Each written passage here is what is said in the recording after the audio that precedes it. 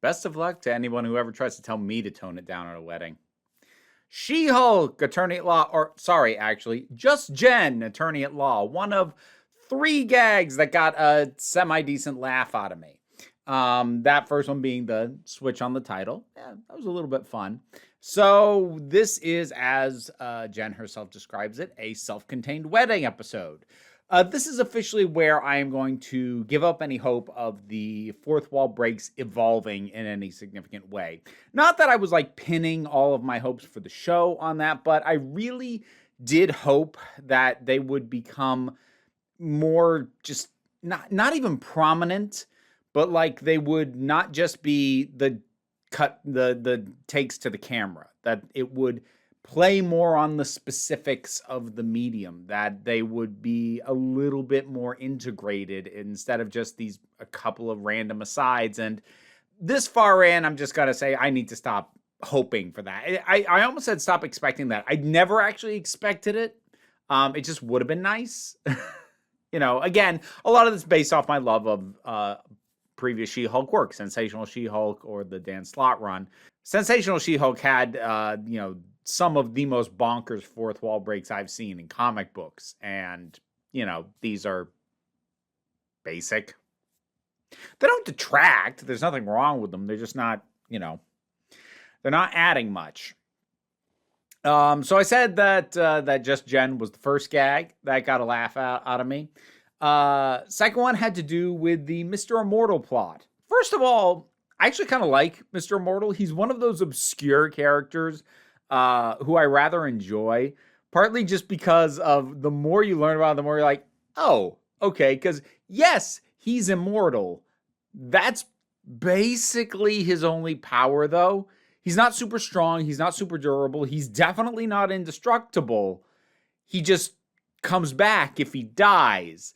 And one of the weird quirks about him that I love, I'm on a tangent already. Just roll with me. One of the weird quirks about him that I love is that if he dies, the healing that kicks in is basically almost instantaneous. Not that he immediately comes back and can take anywhere from a few seconds to like an hour. But when he comes back, like the healing super quick, puts him right back as where he was before. But if he takes any non-fatal injury, it heals at a normal pace. So if he breaks his arm, that's going to need a cast and heal over the normal amount of time. But if he jumps off a building and breaks his neck, that'll get fixed like that.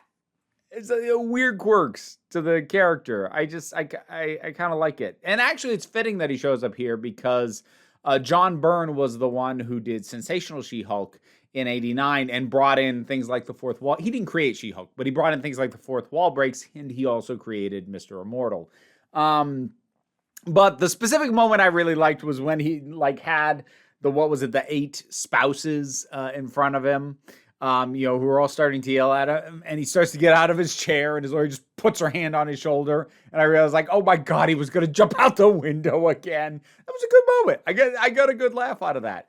And here's the thing. I kind of wish there was more of that in general, because again, it's doing what I would like more of the show to be about, which is really zeroing in on the weird things that would happen, the weird legal questions that would and could occur in a world where people have these kinds of powers.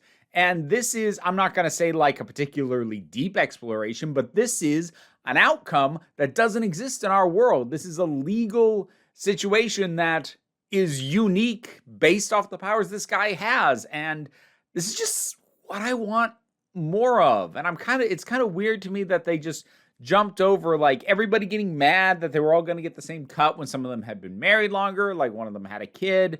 They go from bickering and we just jump ahead and Nikki sorted everything out. Like, I kind of want to see how those negotiations brought. How'd she get on everybody's good side? I do like the small touch that one of the spouses is a man. And it's not remarked upon at all. He's just there. And he has a couple of lines like all the rest of them. Nice. Well done. So I've spent a fair amount of time on the B-plot. Not so much time on the A-plot. So yeah,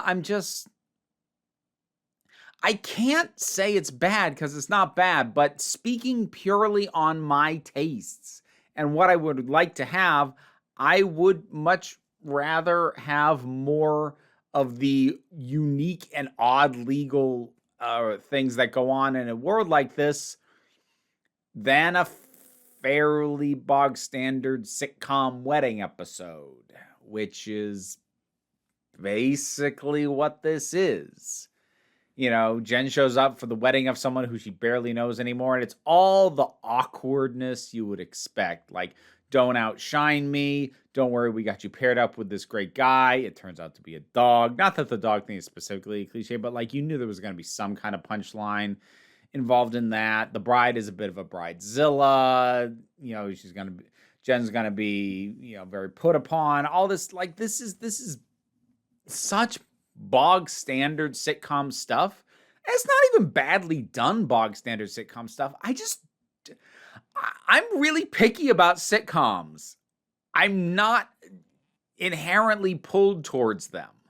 And that's not to say that I can't enjoy comedies. There are some sitcoms I like, and there are certainly shows with sitcom elements that I do enjoy. That's something that I would consider like The Good Place. I hesitate to call that a sitcom, but it's definitely got sitcom elements.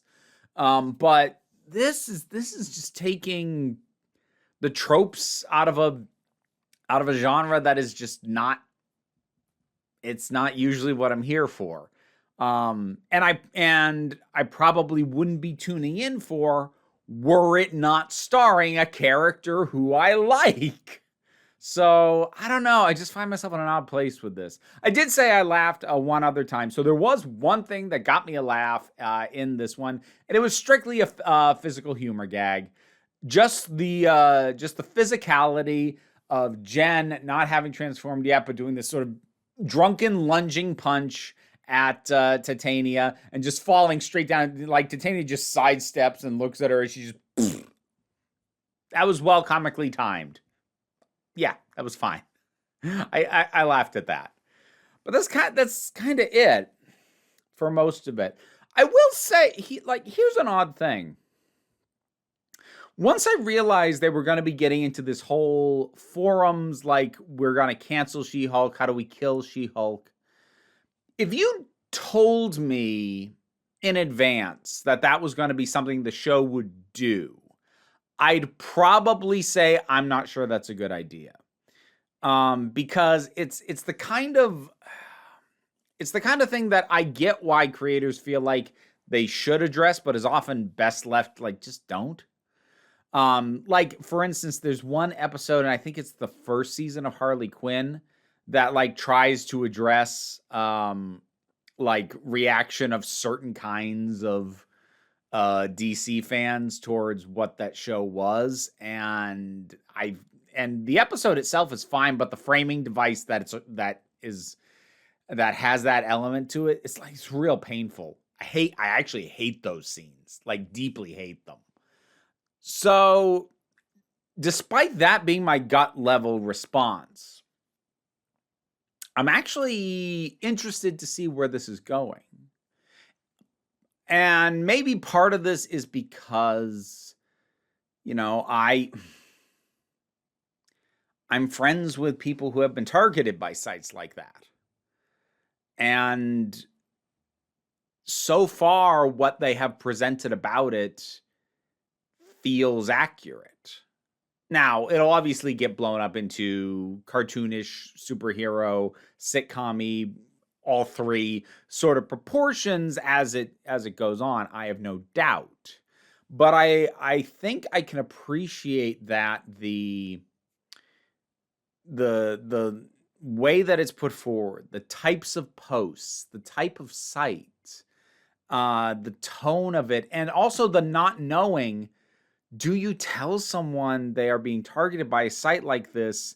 It's probably not good for their mental health to know. Most of these people probably are never going to do anything of meaning.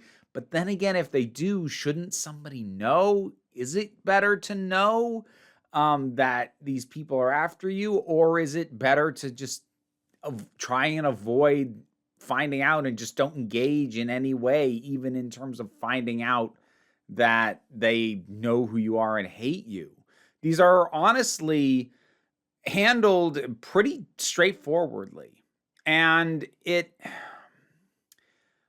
I don't want this to sound snarky. It might anyways, but like when the creator and the writers for this show have done legal scenes, you can tell they know very little about the law.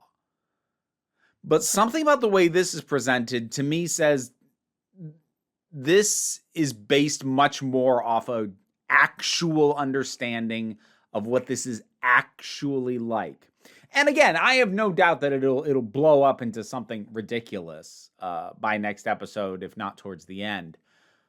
But I think introducing it in a honestly pretty grounded way, and in a way that reads authentic, if you've ever been aware of these kinds of sites, I think that's a good way to introduce it. And I'll be curious to see how it is handled moving forward. And I'm hoping that they can tackle it in a way that doesn't feel overly dismissive. And when I say dismissive, I don't mean like because the people who want to cancel She-Hulk have a valid point. That's not what I mean at all. I mean, when you treat those people like a joke, it's disregarding the real world harm that happens from their real world equivalents. I think that kind of thing is part of what bugs me about, things like the very dismissive, jokey tone of stuff like the Harley Quinn framing device from that one episode. People who are that vocally loud about the very idea of a strong or independent character who isn't a cis straight white man, they cause real harm. And while I think there is power in laughing at people who are idiots, if they are actually dangerous, I think pretending as if they're not isn't really helpful.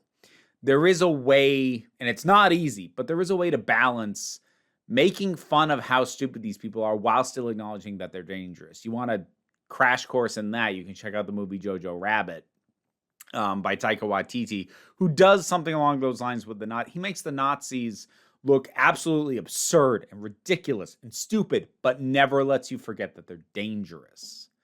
And the tone that is taken in the uncovering of this site and this forum reminds me of that. It feels very weird to be comparing this to Jojo Rabbit, but like that tone right now as introduced, if they can maintain that correctly and in a way that doesn't get, too jokey or isn't so dour that it kills the tone of the rest of the show, that